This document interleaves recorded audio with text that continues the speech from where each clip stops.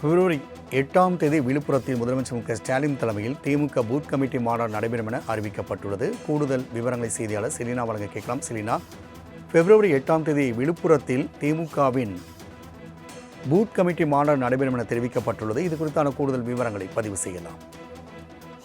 சட்டமன்ற தேர்தலுக்கு இன்னும் சில மாதங்கள் இருக்கக்கூடிய நிலையில் திமுக தேர்தல் பணிகளை வேகமெடுத்து வருகிறது. அந்த வகையில் வரக்கூடிய பிப்ரவரி 8ஆம் தேதி திமுக தேர்தல் முகவர்கள் மாநாடு என்பது நடைபெற இருப்பதாக தெரிவிக்கப்பட்டுள்ளது. திமுக தலைவரும் தமிழ்நாடு முதலமைச்சருமான மு.க.ஸ்டாலின் தலைமையில் இந்த மாநாடு என்பது நடைபெற இருக்கிறது. தேர்தல் பிரச்சாரத்தை தீவிரப்படுத்துவதற்காக திமுக ஏற்கனவே பல்வேறு பணிகளை மேற்கொண்டு வரக்கூடிய நிலையில் இந்த தேர்தல் முகவர்கள் மாநாடு என்பது ஒரு முக்கியத்துவம் வாய்ந்த மாநாடாகவே பார்க்கப்படுகிறது.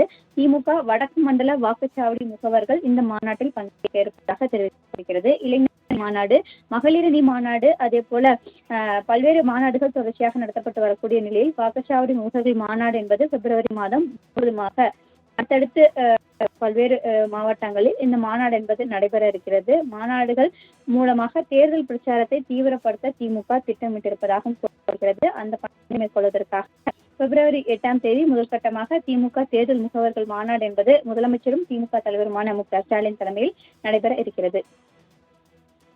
தகவலுக்கு நன்றி செலினா.